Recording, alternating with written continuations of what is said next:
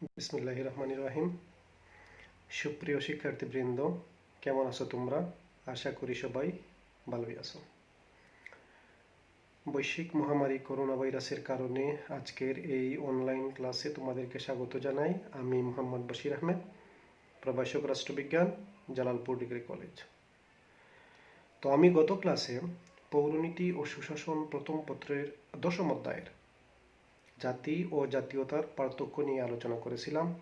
আজ আমি জাতীয়তার উপাদান নিয়ে আলোচনা করব। আশা করি তোমরা সবাই আমার সাথেই থাকবে।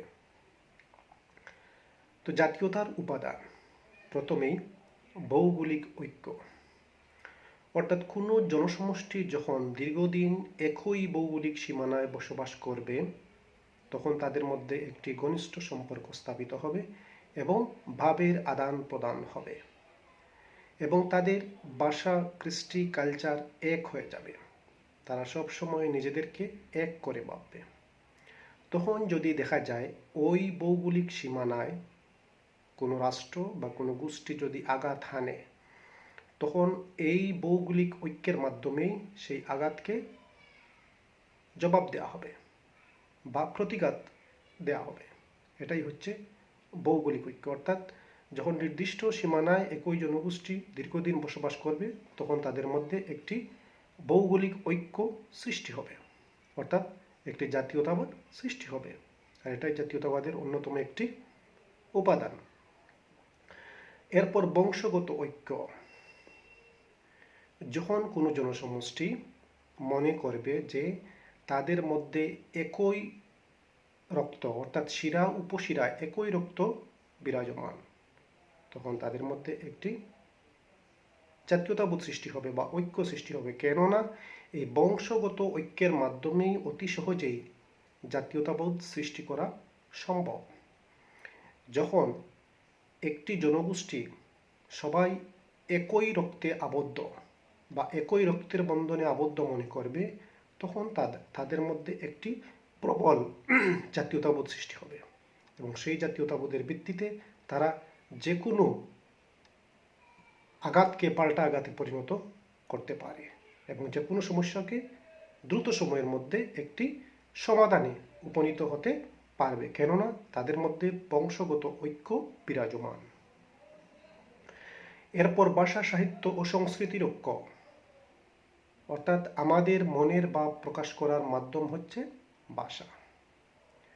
আর এই ভাষা, সাহিত্য, সংস্কৃতির মধ্যেই অতি সহজেই জাতীয়তাবোধ সৃষ্টি সম্ভব, যেটা সম্ভব হয়েছিল 1952 সালের ভাষা আন্দোলনের মধ্য দিয়ে।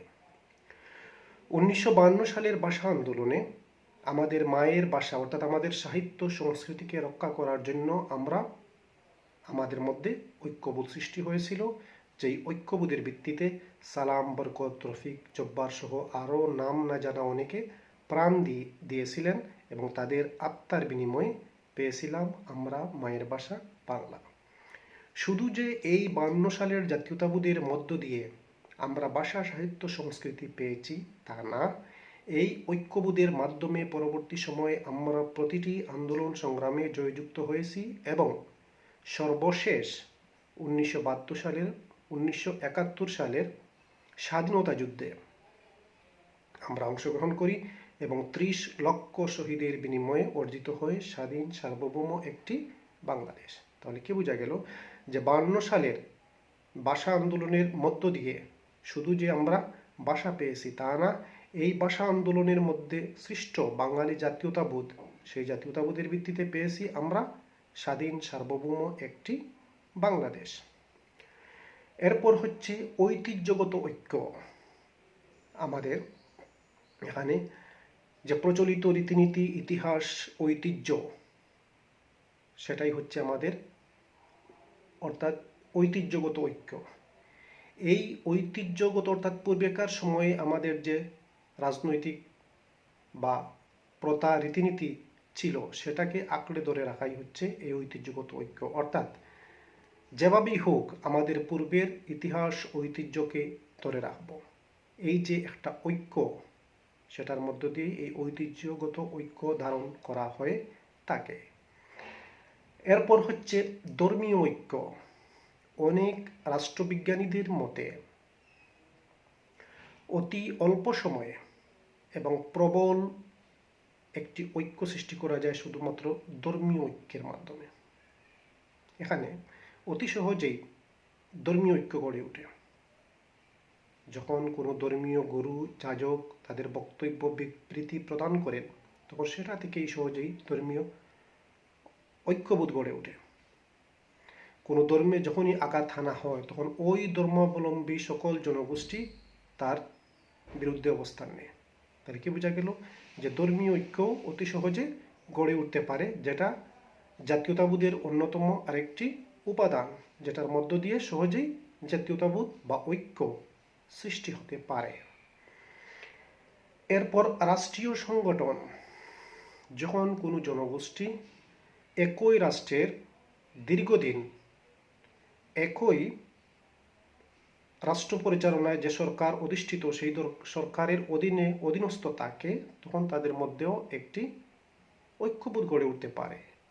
দীর্ঘদিন যে রাষ্ট্রীয় সংগঠন, যে সরকার তার কার্যাবলী পরিচালনা করে, ওই সরকারের প্রতি তাদের একটি সমর্থন পুষ্ট হয় এবং সহজেই সেটার মধ্য দিয়ে জনমত সৃষ্টি হতে পারে ওই রাষ্ট্রীয় সংগঠনের প্রতি, ওই সরকারের প্রতি। এরপর হচ্ছে অর্থনৈতিক ঐক্য। খুবই জরুরি একটি ঐক্য হচ্ছে অর্থনৈতিক ঐক্য। এখানে রাষ্ট্রে বসবাসকারী জনগোষ্ঠী সবাই চায় তাদের অর্থনৈতিক মুক্তি। কিভাবে তারা জীবিকা নির্বাহ করবে, কিভাবে তারা অর্থনৈতিক ক্ষেত্রে স্বাবলম্বী হবে। এখানে এই অর্থনৈতিক স্বাবলম্বীর অর্জনের জন্য এখানে একটি অর্থনৈতিক ঐক্য গড়ে উঠতে পারে, যেটা গড়ে উঠেছিল সেই ঔপনিবেশিক শাসন আমলে, যখন আমরা অর্থনৈতিক দিক দিয়ে শোষিত বঞ্চিত ছিলাম। তখন আমাদের একটি আকাঙ্ক্ষা ছিল যে অর্থনৈতিক মুক্তি, কিভাবে এই শোষণ বঞ্চনা থেকে আমরা বেরিয়ে আসতে পারি। শুধু যে ঔপনিবেশিক শাসনে ছিলাম তা না, যখন 1947 সালে পাকিস্তান নামক রাষ্ট্রের জন্ম হলো, যদিও আমাদের উদ্দেশ্য বা আশা ছিল আমরা পূর্বের ঔপনিবেশিক শাসন থেকে মুক্তি পাব, কিন্তু বাস্তবে দেখা গেল সেই ঔপনিবেশিক শাসনের মতো পাকিস্তানি শাসক গোষ্ঠী আমাদেরকে অর্থনৈতিক শোষণ বঞ্চনা শুরু করলো। তখনও এই অর্থনৈতিক মুক্তির জন্য আমাদের মধ্যে গড়ে উঠে একটি অর্থনৈতিক ঐক্য, যেটার ভিত্তিতে ওই সময় সেই অবস্থা থেকে বেরিয়ে আসার জন্য আমরা একনিষ্ঠ হয়েছিলাম, ঐক্যবদ্ধ হয়েছিলাম, এবং যেটার ভিত্তিতেই আমরা পরবর্তী সময় পাই স্বাধীন সার্বভৌম বাংলাদেশ, যেখানে আমাদের অর্থনৈতিক মুক্তির আকাঙ্ক্ষার বাস্তব প্রতিফলন ঘটেছে। এরপর হচ্ছে মানসিক ভাবগত ঐক্য। জাতীয়তাবোধ গঠনের প্রধান মাধ্যমই হচ্ছে মানসিক ধারণা। সেখানে একটি মানসিক ধারণা থাকবে যে আমরা এক, আমাদের ভাষা, সাহিত্য, সংস্কৃতি, কৃষ্টি, কালচার সবই এক, এবং আমরা ঐক্যবদ্ধ সবাই। এই যে মানসিক ধারণা, এই যে ঐক্যবোধ, সেই ঐক্যবোধের ভিত্তিতে আমরা কি পেয়েছিলাম? ভাষা পেয়েছি, স্বাধীনতা পেয়েছি।